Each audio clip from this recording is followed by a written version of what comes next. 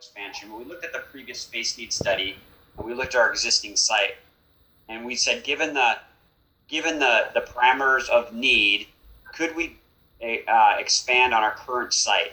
And we had a firm look at that, and the short answer was yes. So we have our current site, which is our current police department, jail and court. There's the parking area next to us, and there's a wooded area just to the east that the city also owns. And in total, that whole site is about 3 acres. And so we looked at, from a block perspective, given the restrictions for zoning. So we are at the edge of the city center. The police department property is on the northern boundary of the city center. So we're within city center, which has a specific design guidelines as the city center develops. We also abut residential, so there's some height restrictions. So we looked at all of those things and determined, could we meet city center guidelines and the height restrictions, and be able to put the amount of square footage needed and in the co-located method that we needed, while utilizing the existing building still in a way that worked. And as we've gone through this process starting in about 2017 into 18, every answer was yes, it can work. You also see in 2018, as you know, the fire department merged. Lynnwood Fire dissolved and became part of the Regional Fire Authority. Our current emergency operations center for the city is in a small training room, which some of you have probably been in, over at the fire department. Well, the city doesn't own the building, and the EOC needs to be upgraded, updated, and in a space. If they decide to do something else with that space, we wouldn't have an EOC at all. So the Community Justice Center, we looked at how can we incorporate EOC in there, and then how do we find community engagement opportunities? How do we work with the community in a meeting such as this Cops and Clergy meeting? Can we find a space there? And so there is the bonding capacity. We don't have bonding capacity to go say, hey, you know what, we need to fund more police officers, or we need to fund personnel, or we need to fund these other projects. Just like you couldn't go get a home loan and turn around and go buy a new car instead of buying, I'm not buying the house, actually, I'm just going to buy a new car and thank you for the money.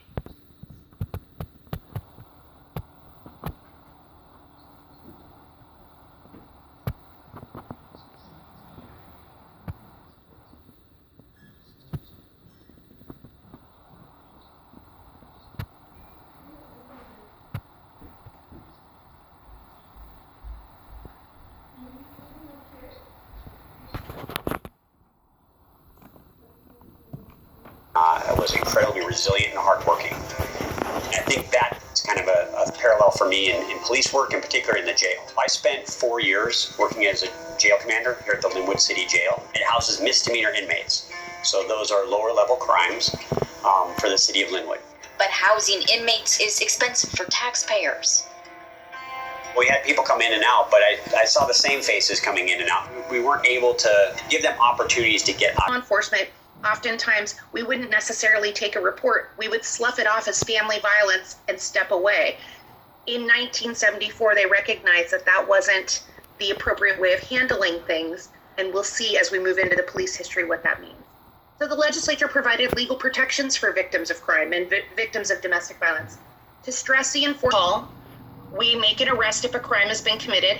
The perpetrator is booked into jail. I get copies of the police report. There is a court appearance, a probable cause hearing, or an arraignment. There is then pretrial, jury confirmation, and trial. And I'm going to talk a little bit about those pretty quickly. So who the officer arrests in a domestic violence situation in Washington state is the person they believe to be the primary physical aggressor in that incident. It is generally an incident-based response. In making this determination, the officer shall make every reasonable effort to consider history of domestic violence related incident, the size difference and the use of force that was used in the incident, and any other determining factors that they believe would determine which one of the individuals actually was the primary physical aggressor in the case. All right, so what can happen during the court process? So probable cause hearings are primarily at the district court or the superior court level. So the judge is just reviewing the police cases for probable cause. That is a reason to believe, a reasonable police officer would believe that this certain crime occurred on this date between these parties. And then they'll set conditions for the defendant to be kept in custody with a bail setting, and they can limit some other conditions, but they'll also set a future court hearing date out a couple of days later. That's, like I said, primarily on felony and district court cases. Here in our court, our municipal court, we have an arraignment immediately. So at that point in time, the judge reads the probable cause statement. They determine the problem. Now we're doing Zoom hearings. So in the long run, actually, I think this is much better for the defendants because they have the ability to access their hearing with a phone. So it's very simple. They can go on and Zoom into their meetings. So if they don't have transportation, they can call in. New court dates are set out, and it's generally to the jury confirmation. It's up region-wide. So when I do our statistical data for cases that I work on, any calls for service that have a crime attached to it, that are DV in nature or domestic violence in nature, what I do is I track them and I make communication with the victims, and I call them and send them emails and try to engage them through the process so at least they feel as if their voice is being heard. So as of the end of November, we had 422 criminal cases that had come in to the Lynnwood Police Department that were domestic violence related instances. In 2019, for the whole year, we only had 332. It's significantly up.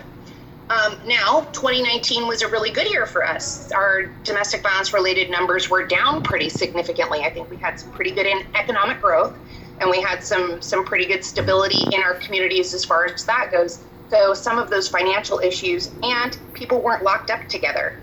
So that creates a huge problem. When I went back and looked at my numbers, I actually got a call from one of our local media resources, and they had said, "Hey, Tiffany, can you tell us if DV has gone up?" And this was in April. And I said, "I don't think that's a fair assessment for me to give you right now. I'd really like to look at a couple months and tell you whether or not I believe that relating to the pandemic, our domestic violence related incidents had gone up."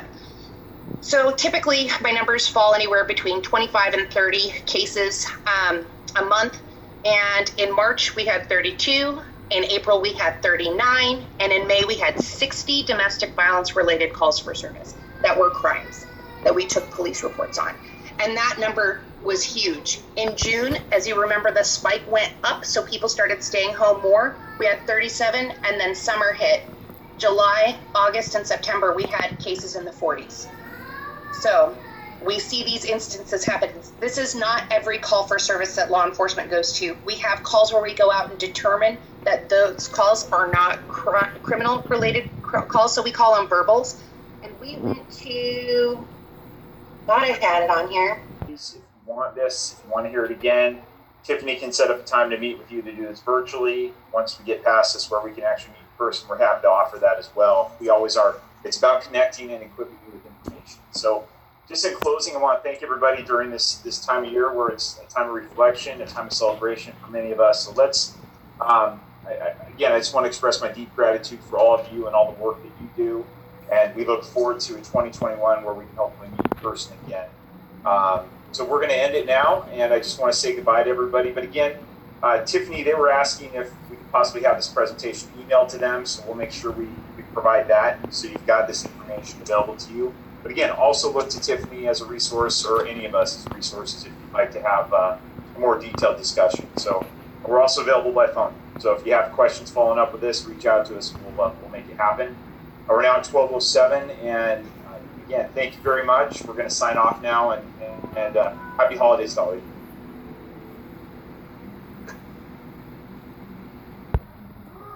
Well, this was 2 hours cops clergy visual meeting with the Lynnwood Police and Police Chief Thomas Nelson. I'm part of this cops clergy meeting from the last 6 years and participate and cover all the issues the community has, because we are minority communities here in Washington and as well as in the USA, We also cover other minority communities, Hindu communities, Muslims, Buddhists, and we Sikhs also there. We all need to know that these meetings pay for it, and you are protected. And the last police officer, Thomas, was there. This is James Nelson, and the last was Thomas Davis, was also my friend, and who met me and told me to join this Corps Clergy meeting. They come to our Gurdwara and teach us how for the safety and how to respond any hate crime also.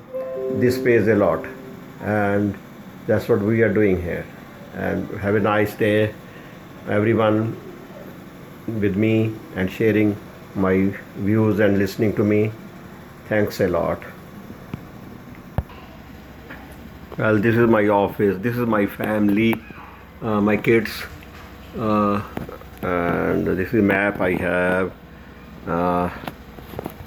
Change is there. Obama is with us all the time. This is interfaith group I am part of. We got a award like this one from Shoreline City Council. This is I'm honored at Punjab University Chandigarh last year, November 2019. And the Hindu Ratna Award I got in 2010 from the NRI meeting. It says my name here, so few things. So we do a lot of here.